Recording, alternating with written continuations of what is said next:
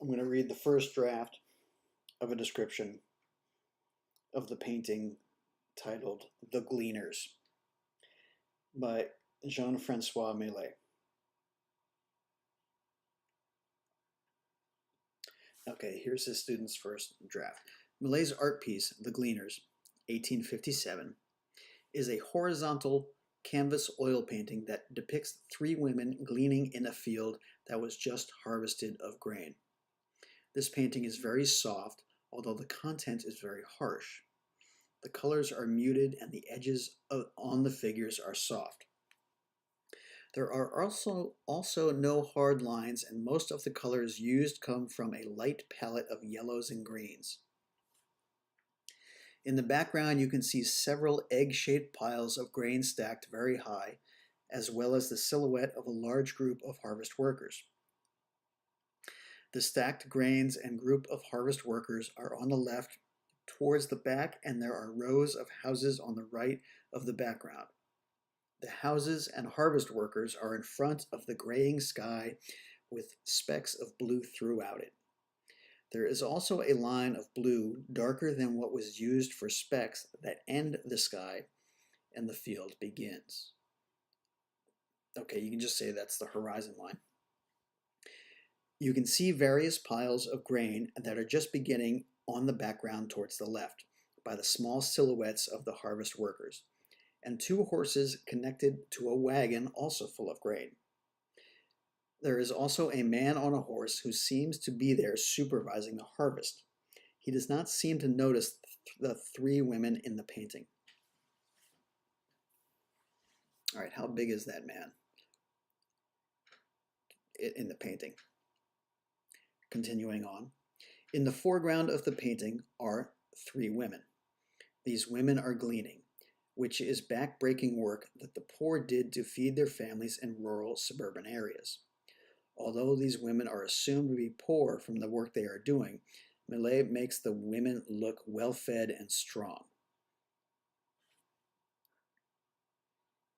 Okay, where you said in the foreground of the painting are three women, that's a good description.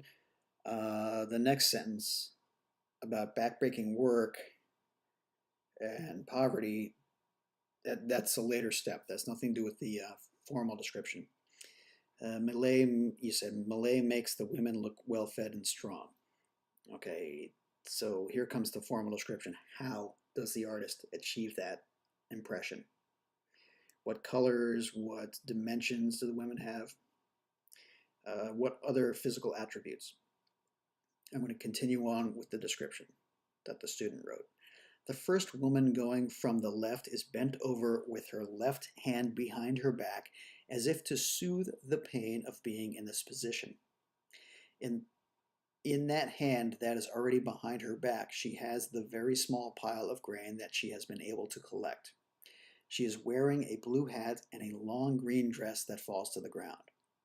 The woman in the middle is wearing an orange scarf on her head and a white shirt with orange cuffs that she has tied back.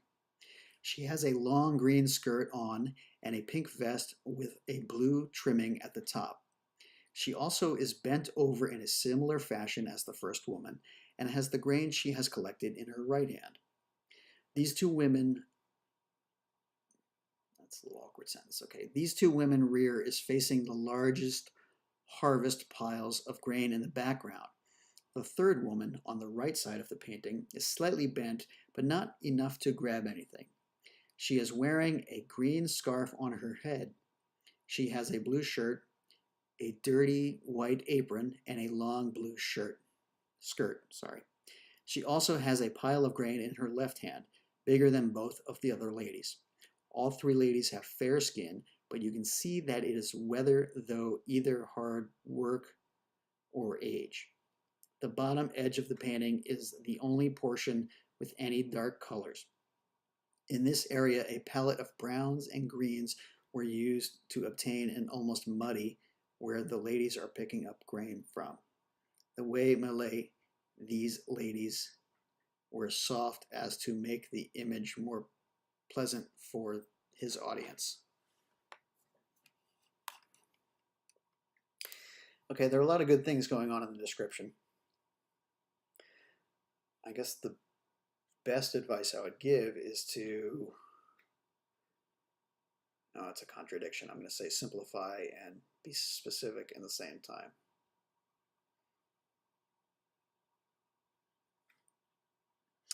From a compositional standpoint, which is ultimately what formalism is about.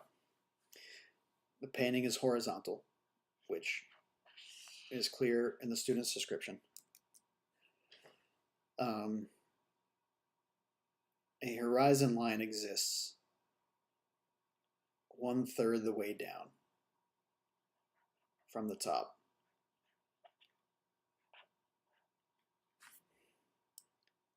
That indicates the far distance. So that's a great reference point. Horizon line. And the next thing to set up is that the women occupy just barely below the horizon line because they're bent down enough. They occupy the center of that lower third of the painting, right, of the lower 2/3 of the painting. They occupy the majority of that space. So they are very large visually. And everything else is very small along the horizon line. So seemingly far in the background. And the largest things in the distance are the giant piles of grain, especially the ones to the left.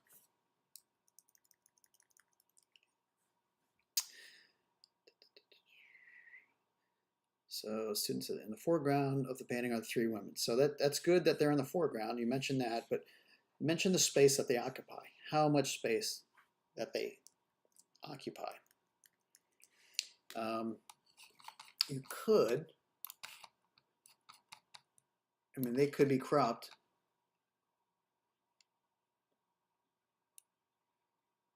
on their own to make a painting, right?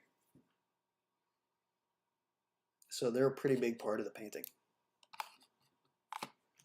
And that size difference, it's not the only thing, but this is what's, I think, missing from the description, the formal description the student had. Where am I at?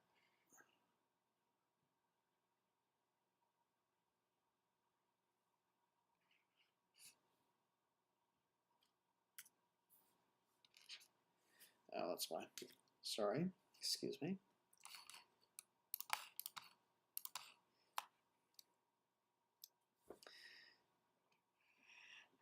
The difference in size between these ladies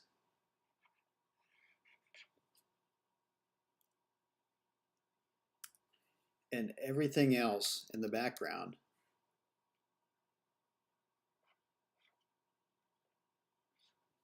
I think is very important.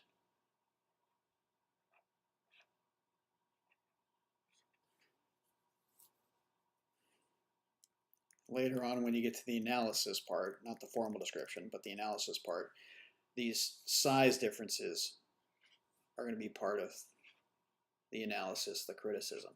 Right now, you're just stating that there is a size difference.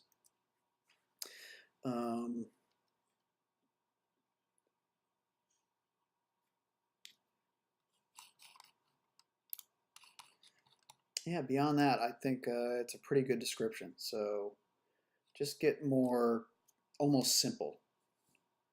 Right, horizontal painting. There's the horizon line.